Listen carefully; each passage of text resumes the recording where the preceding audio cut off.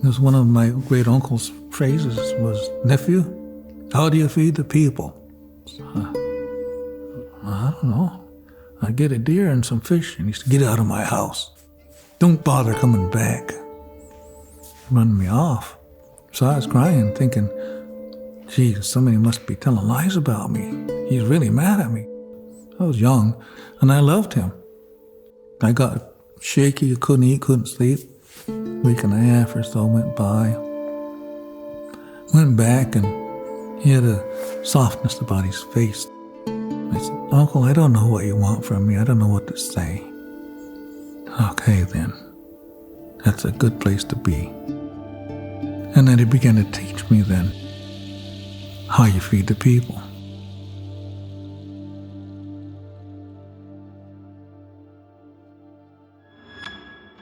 A part of why I was drawn to working at the Longhouse was the many stories that I had heard of my aunt and uncle going to Evergreen at the beginning of the program.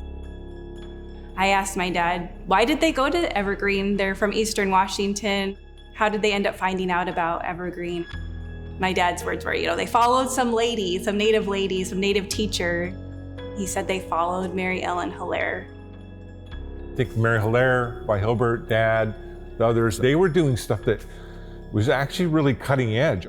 They had a very different approach to education. And again, looking back, it's a very effective one.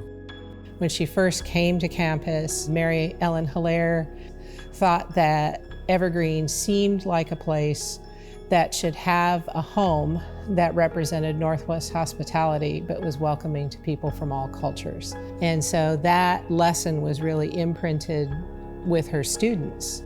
We traveled to every reservation and talked to people about school, and we talked to each other about what the Longhouse might be. And she said so clearly, "I don't want this to be an outhouse. I want this to be a regular, bona fide college facility, equal to any on the campus." She felt that in having the Longhouse, it would be the kind of thing that would solidify the future of the college. That bringing it together and acknowledging the Native people and the land at which the college existed, that it's an important piece of what Evergreen should be. To those founding faculty, they were very fierce about the concept. Evergreen is not a place to study Native people, but a place to study the world from a Native perspective. She came out to my house, we're sitting and visiting, and she said, "Well, Colleen, I don't have much longer here, and I really want to have that Longhouse built, and I think that you're the one that's going to do it." And I went, "Oh, yeah, okay, I need to do that." I was terrified. It was terrifying. One of the things I love about the Longhouse is that its vision was so pure. And I think that really ignited a fire in a lot of people. Every year the Squaxin Island tribe would have a dinner, and the Hotaways would come down, and the Green family would come down from Nia Bay. And they would put the blanket on the floor and say, "And now we're going to accept donations for the Longhouse at Evergreen." Bottom line, there was a financial challenge. You're not getting much help from the college. They did a lot of fundraising. They had to raise that money. I'm not even sure all the ways that they had to do that. There was a lot of bureaucratic red tape. It had been kind of grown its own controversy over the years because nobody could see the value of it. I began to ask around and say, "Well, why do you have to raise private money?" They said they won't allow you to have a building on campus that's not educational in nature. And I said to them, "Well, how come it can't be educational in nature?" And no one had an answer for it. It's important to remember the role of Jane Jervis. She was a new president. There were new members of the Board of Trustees. She saw that there were items on the capital budget request to the state legislature, and the Longhouse was near the bottom, and yet people had talked about it for so many years. It was nowhere on the agenda, and then they put it at the #1 spot and gave Les Perce the direction to go to the legislature and get the money. Gary Locke was in the House, and he headed the Ways and Means Committee, which is the Budget Committee. And Art Wong, who was a senator from Tacoma, was the head of the finance side for the Senate. And I first went to have lunch with them and talk with them about the Longhouse. It's interesting because there was such little connection with Native Americans at that time and with the indigenous communities. I mean, there was just, they were very distrustful of state government and didn't want much to do with state government because state government had been awful to them. We talked about how if this was really important to the college, and certainly important to the state of Washington, to really recognize the contributions and the culture, the history of the tribes, Native Americans in our state of Washington, what better place than to have Evergreen State College have a Longhouse? For Native people and for the general public and the students of the state of Washington, this could be a powerful ongoing lesson about diversity, the contribution of Native people, and the whole development of deep cultural understanding. I have no doubt that the fact that I was dealing with these two men of color, they got it immediately. No, it's interesting because when we think of those days, I mean, there were so few people of color in the legislature, and so few people of color in academia as well. But Gary and I happened to have emerged as chairs of the two budget committees in the House. I thought that we should push it now because times change and leadership could change in the next legislative session, and we wouldn't have these two men that were there in those roles. We went and asked for the money, and on sine die, the last day of the legislature, when they signed the budget, it was in the budget for $2.2 million. We pulled that off.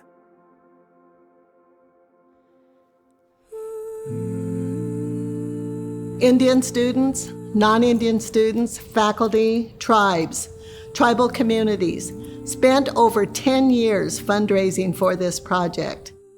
But once they got the support of the state, the work really started.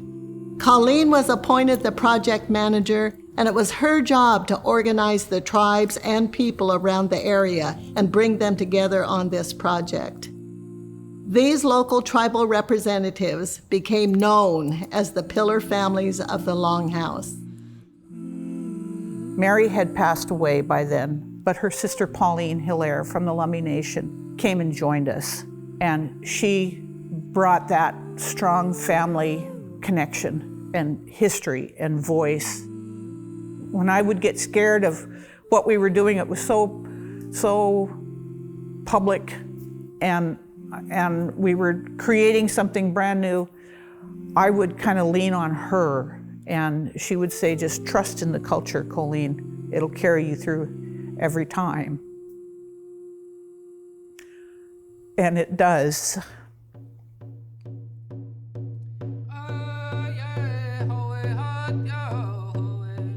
It's hard to describe, but there was the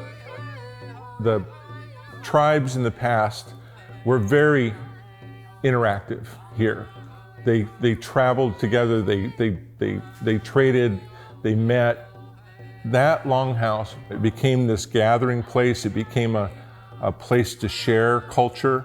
It became a place where culture actually got empowered in where it had been kind of fragmented. The history of the customary homes in the region is that missionaries burned them down. There are people who have stories of their grandparents and their parents who remember paddling away in their canoes and seeing their homes on fire.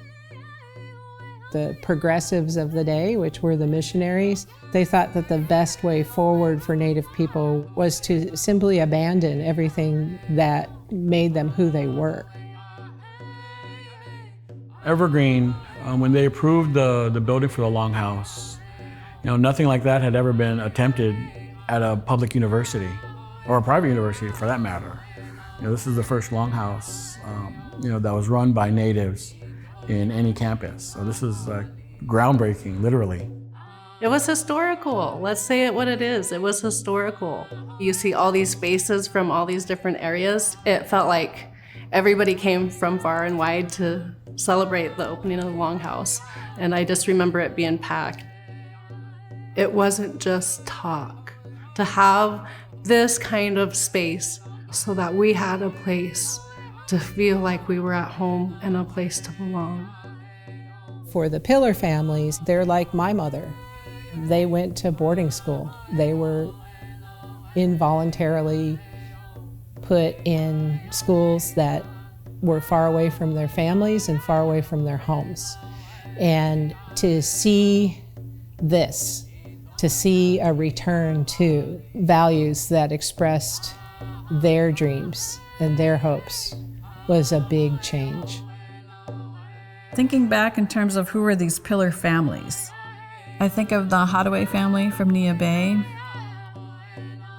the Whitener family from Squaxin Island, the Miller families from Skokomish, Hazel Pete family from Chehalis, and Vi Hilbert from Upper Skagit as being among those principal pillars.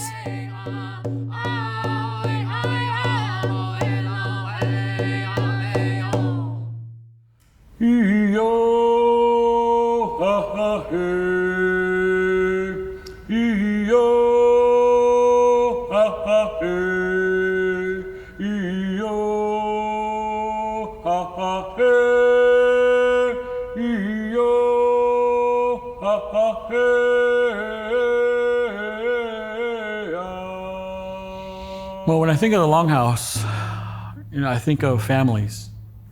Traditionally along here, there wasn't like a chief system. It was all families. It was all families and clans. And when I talk about my family coming from Squee Atoll, from Eld Inlet, where Evergreen sits on, that's where our Longhouse was. That's where our family was. And that's where you keep your treasures. That's where you keep your sacred belongings. That's where you pass on your knowledge from one generation to the next. There'll be a time when a lot of these artists, they won't get the opportunity to meet the pillars of the house. But what they left there for people will be. Their legacy is still there by you see their work. And the things that were told will be repeated to the younger people. We have watched people grow up in their dance groups, and they have known nothing but that their dance, their culture, their language exists and lives. So there's like a second generation now of people post-boarding school that now have intimate, integral connection to who they are as their own people. Having a central place for people to meet and share and express culture is really what I saw happen with the Longhouse. It just became that place that was a jump starter for many of the tribes around here to restart something that we had almost lost.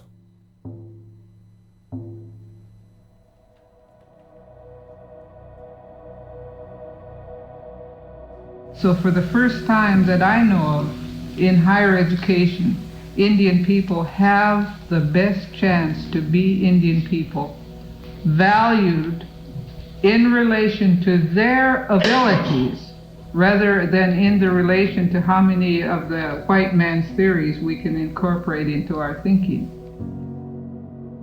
The type of training, the type of aesthetic that was developed within tribes is part of a really long apprentice program where people who are the artists are also very familiar with the other kinds of culture elements that are important to each of the tribes. And so these faculty wanted to make sure that students understood the place of not only the arts, but what culture means to living dynamic cultures. Art has to have a foundation, like it has to come from a foundation of truth and knowledge and and then it could build.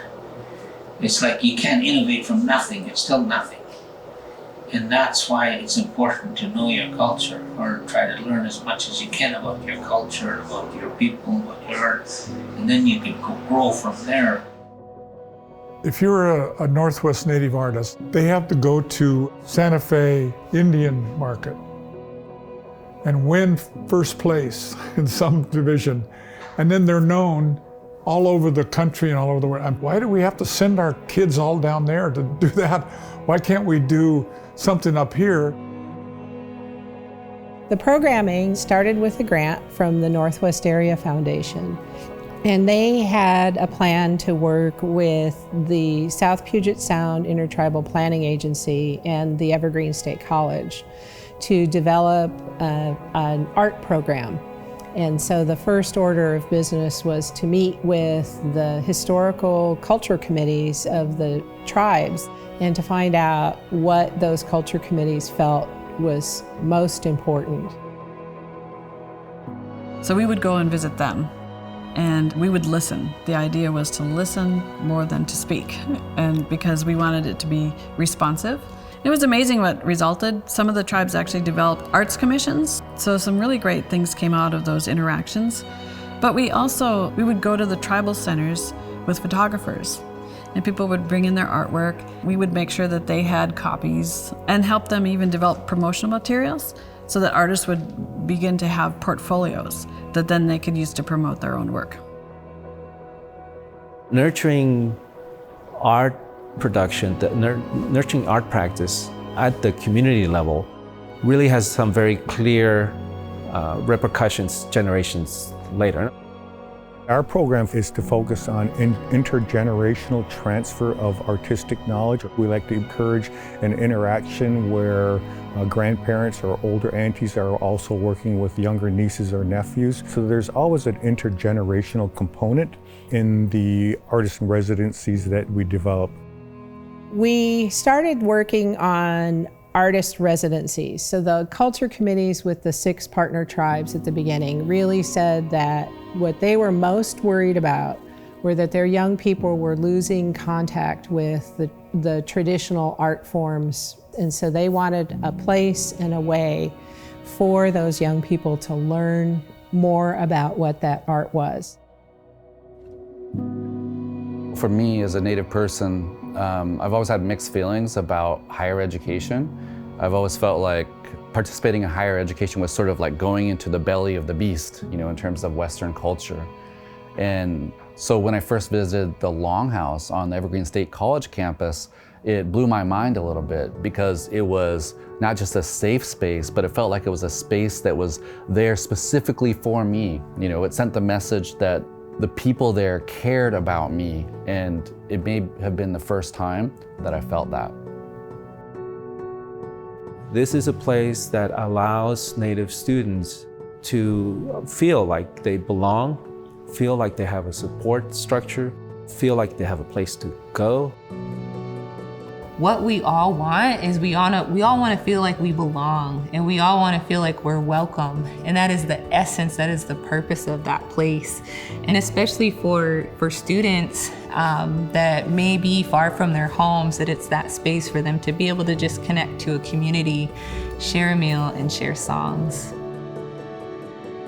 I wasn't too keen on book reading and book learning when I was a student there. So I dove into the studios as much as I could.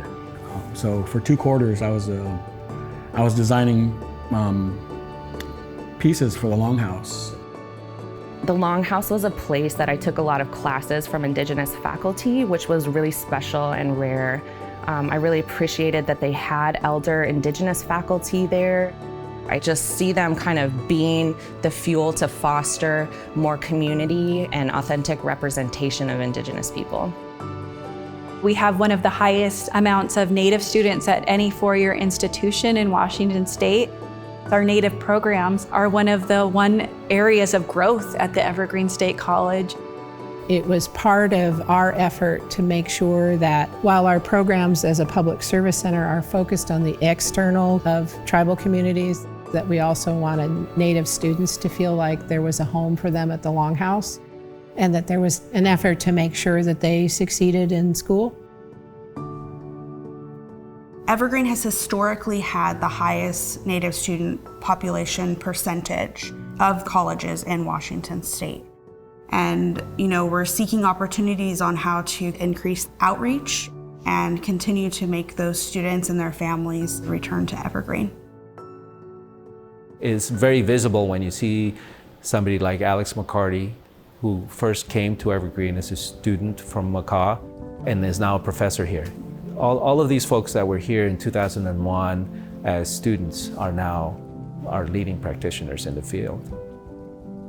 It's more than the building and the physical place. It's the community of people around it that has been really important to me and really changed the course of my career in a lot of ways. I'm related to people. I've got a history with Mary Ellen Hilaire, but I know that place is bigger than her. So many people call that place home.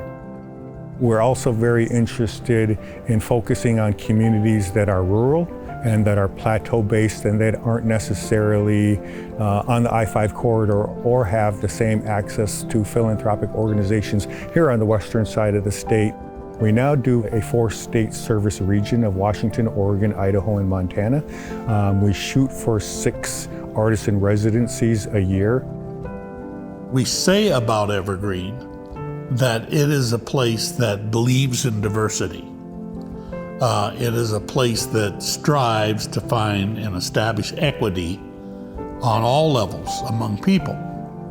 And the curriculum that it established was grounded in the ideas that you integrated multiple ways of knowing, culturally, spiritually, and intellectually, and philosophically. A lot of the work we've done here has been generated by students who have come to us and said, we want to build a teepee, so we'll make a workshop that allows for that. We're trying to promote the construction of a canoe next. These are the things that we try to facilitate for the students. So it's an educational thing that's beyond the curriculum, Those opportunities that the Longhouse keeps gifting out for people so that learning just keeps rippling out is just incredible and is such a gift to our whole region.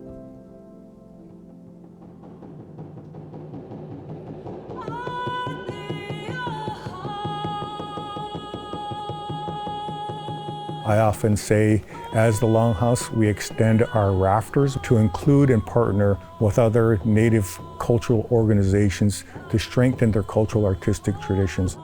We are regranting to other higher education institutions and creating a model where other institutions can provide Indigenous arts and cultures, just the same as we do at the Evergreen Longhouse. 25 years ago, Salish pieces weren't put up anywhere. They weren't part of the public art world. The Longhouse has been a big support system to watch all of this come together and watch all these pieces, whether it be mine or Sean Peterson's or Greg Colfax or Andy Peterson's or Maylin Foster's. And it all started with a visit from Tina to Squaxin at the Mary John's room to take pictures of a couple bentwood boxes that I made as a 20-year-old. So as we built these relationships with local artists, we began meeting more artists at the national level, and we began to participate and we began to host. The work began to grow exponentially. We did the Business of Art Conference, we did Northwest Native Art Symposia, we did wood carvers gatherings, we did the first Northwest Native American Basket Weavers Association gatherings. But things really changed in 1998 when Tina Wiitihana first came to the Longhouse, and she did our first lecture on Maori art.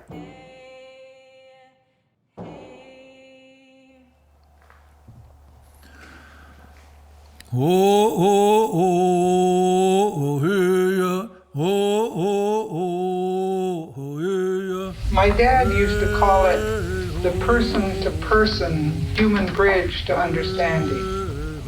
We don't all have to be at this point or that point or that point or the farthest point. All we have to be is in the system that works together.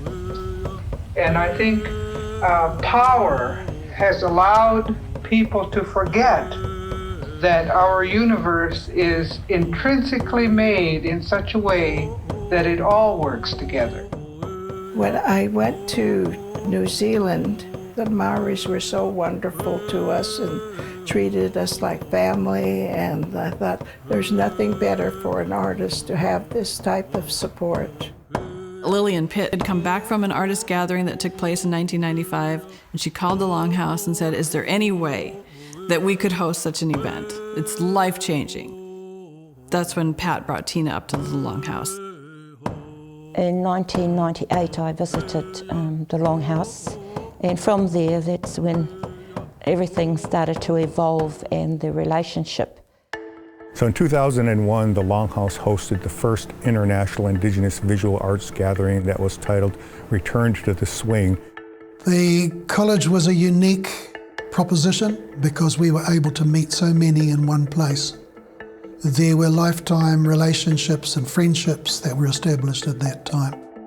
When you are interacting with Indigenous people with fierce, unapologetic presence about who they are, it really makes you look inward and say, what is it about my artwork? What is it about my culture that I can bring forward? How is it that I can improve my skills? And it's only through exchanging pre-colonized ideas that you find something in common. When you understand the complexity and the abstract concepts of our culture, you find another beauty in something intense. And we said, well, what if we had longer time together? These gatherings are great, but they're usually like 7 days to 10 days. What if we could actually spend time in people's tribal communities? So that's when we embarked on establishing the Toy Squigwialt Artist in Residence program. The experience there was 3 months of absolute total freedom to paint the images that I really wanted to paint. The symbolism was quite similar, and so we were already talking the same language. We are no different. One people who think the same, but we just live in different parts of the world. One of the things that Lillian Pitt said was that good ideas just take on an energy of their own. And then we saw what could really happen if we had dedicated space for Native artists to make Native art. So we realized we needed to build a home for weavers. And just one morning I woke up and I thought, well, what if this home for weavers acknowledged this relationships that have been built over time with our relatives in the South Pacific? I talked with my colleague and said, I think we need to have an actual person who has built one of these cultural centres to go up and just talk to them. So him and I thought, well, probably Lionel Grant would be the one that fits the bill. I went up in 2013 and did a presentation to the assembled throng there, and then I got formally asked to come up and make a whare over there. It's pretty hard to say no when you get nailed to the wall like that, and maybe I didn't want to say no anyway. That what an opportunity to make a taonga honohono between us and the tangata whenua of their land. We've been doing this for a while now. For Māori, it's like, you know, they've become whānau. Their Longhouse has become our whare. So the engagement of us now with the Native Americans is cemented.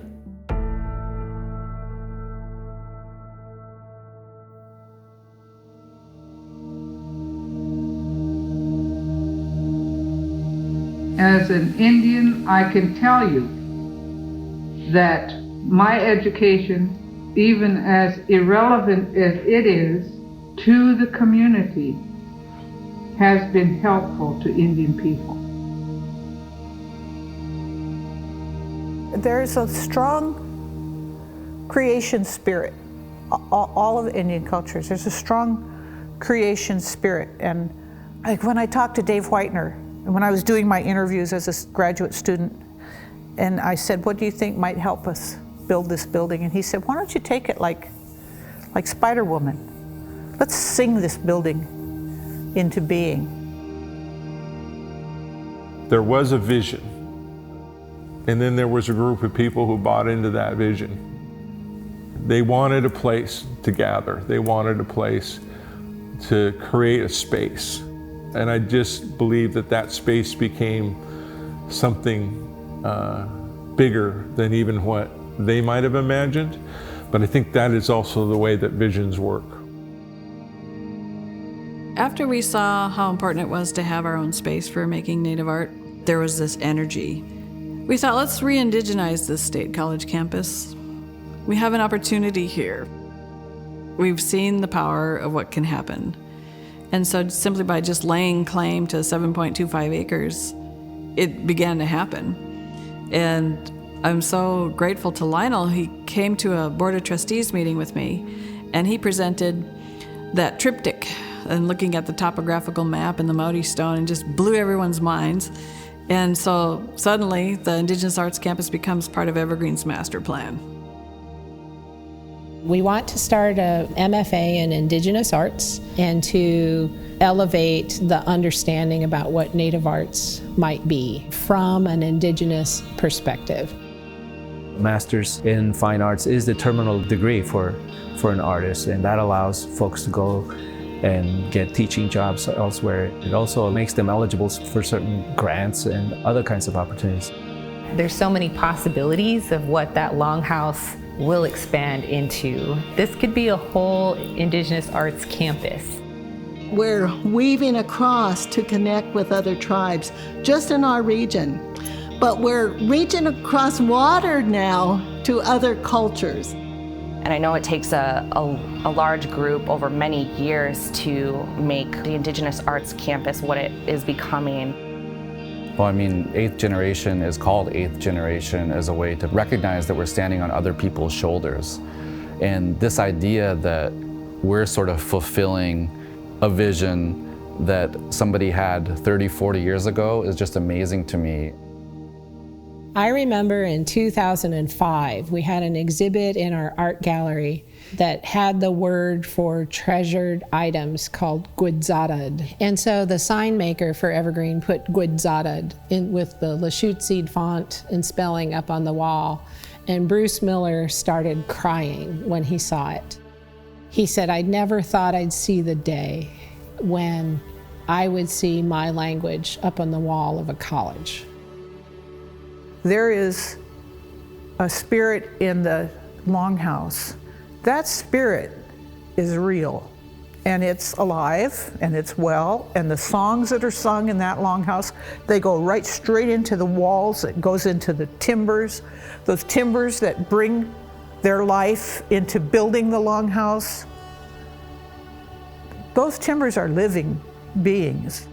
In these corner posts and these posts, we can name our family tree in there because we believe that our family is our foundation. It's who we are.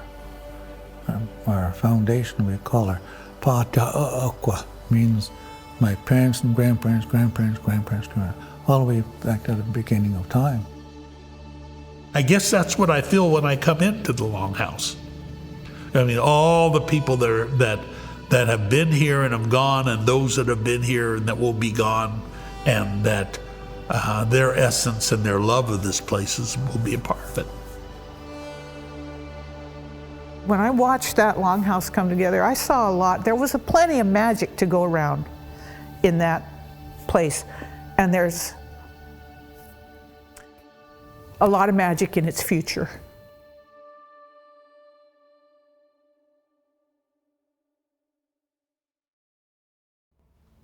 I'm here to share a song. This is a song in our Nahuatl language. The words say, "Intoyol Chikawalis," which means all of you are the strength of our heart.